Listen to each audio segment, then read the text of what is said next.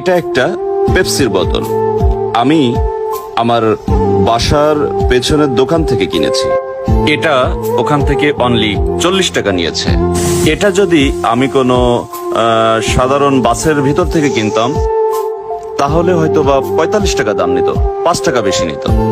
এটা যদি আমি কোনো লঞ্চ ঘাট, ফেরিঘাট এই ধরনের জায়গা থেকে নিতাম তাহলে নিত 50 টাকা।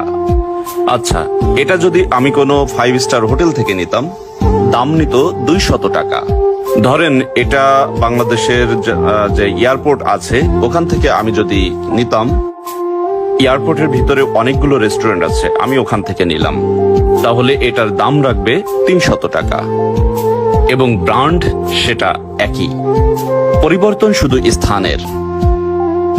ভিন্ন ভিন্ন জায়গায় এই একই জিনিসের দাম ভিন্ন ভিন্ন। এটা তো বুঝতে পারছেন। নিজেকে যদি